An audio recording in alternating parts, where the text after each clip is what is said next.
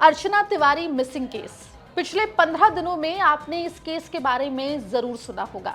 अर्चना तिवारी जो कि मध्य प्रदेश की कटनी की रहने वाली है, इंदौर में सिविल जज प्रतियोगी परीक्षा की तैयारी कर रही थी। आखिर वो कहां गायब हो गई? चलती ट्रेन से गायब हुई अर्चना की सकुशल घर वापसी की उम्मीद और उसके लिए दुआएं मध्य प्रदेश ही नहीं बल्कि पूरा देश कर रहा था। 19 अगस्त की देर रात मध्य प्रदेश जीआरपी पुलिस ने ये बताया कि अर्चना तिवारी मिल गई है और अर्चना तिवारी मिली है नेपाल में। भारत नेपाल बॉर्डर से अर्चना को भोपाल लाया गया और जब अर्चना से पूछताछ की गई तो जो कहानी सामने आई उसने सभी को हैरत में डाल दिया। आखिर अर्चना तिवारी ने कैसे इस पूरे षड्यंत्र को रचा, आखिर कैसे इस कहानी को पिरोया और वो क्या रूट था जिसको इस्तेमाल कर कर अर्चना पहुंची थी नेपाल। विस्तार से आपको हम इस रिपोर्ट में बताएंगे। नमस्कार, आप देख रहे हैं एमपी तक स्पेशल और मैं हूं आपके साथ आकांक्षा ठाकुर। देखिए, मध्य प्रदेश के कटनी की रहने वाली अर्चना तिवारी एक साधारण परिवार से आती है। उनके पिता की कुछ समय पहले मृत्यु हो गई थी। भरा पूरा परिवार है और अर्चना ने वकालत की पढ़ाई की थी। ना सिर्फ पढ़ाई की थी बल्कि अर्चना हाईकोर्ट में वकालत की प्रैक्टिस भी कर रही थी और साथ ही इंदौर में रहकर सिविल जज प्रतियोगी परीक्षा की तैयारी कर रही थी। अर्चना जज बनना चाहती थी, लेकिन इस बीच ऐसा क्या हो जाता है जो अर्चना खुद की गुमशुदगी का नाटक रचती हुई दिखाई देती है। अर्चना का कहना है कि वो पढ़ना चाहती थी, उसका परिवार शादी के लिए दबाव बना रहा था। अर्चना का दोस्त सारांश जो इस पूरे मामले में उसकी मदद करते हुए दिखाई दिया, उससे प्रेम प्रसंग को लेकर भी कई सवाल उठ रहे हैं। लेकिन क्या आप जानते हैं कि अर्चना ने इस पूरे प्रकरण के लिए या यूँ कहें कि अपनी गुमशुदगी को दिखाने के लिए बहुत ही माइन्यूट लेवल पर प्लानिंग की थी। बहुत बारीकी से उसने अपना गुमशुदगी का रूट मैप तैयार किया था।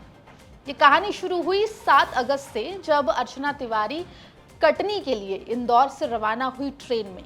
ट्रेन थी नर्मदा एक्सप्रेस। भोपाल के रानी कमलापति रेलवे स्टेशन तक अर्चना अपनी रिजर्व्ड बर्थ जो कि B3 कोच में 3 नंबर की सीट थी उसमें बैठी रही। वहां पे उसका सामान रखा हुआ था।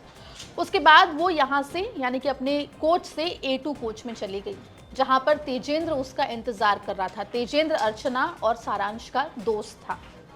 आपको बता दें कि नर्मदापुरम रेलवे स्टेशन आते आते अर्चना तेजेंद्र से A2 कोच में मिली। वहां पर मिलकर उसने अपना हुलिया बदला, अपने कपड़े बदल लिए, जिसके बाद इटारसी रेलवे स्टेशन पर अर्चना तेजेंद्र के साथ उतर गई। इटारसी रेलवे स्टेशन पर उतरने के बाद इटारसी रेलवे स्टेशन के बाहर एक सुनसान सड़क पर सारांश अर्चना का कार में इंतजार कर रहा था। अर्चना इस कार में बैठी और बाय रोड ऐसे रास्तों से शुजालपुर पहुंची जहां पे कोई टोल नाका ना पड़े।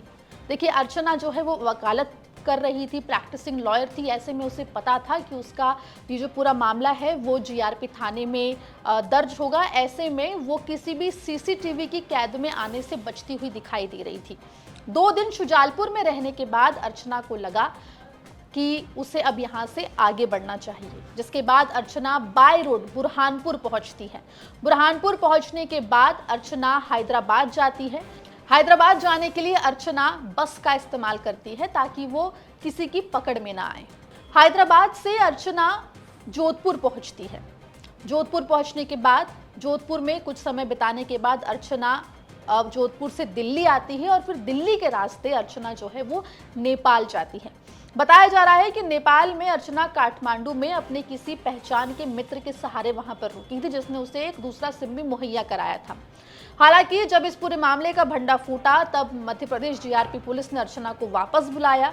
उत्तर प्रदेश के लखीमपुर खीरी में अर्चना को पुलिस ने बरामद किया और फ्लाई करके यानी कि फ्लाइट के जरिए अर्चना को भोपाल लाया गया, जहां पर अर्चना से पूछताछ की गई, जिसमें अर्चना ने ये कबूला कि उसकी गुमशुदगी के पीछे कोई और नहीं बल्कि वो खुद है।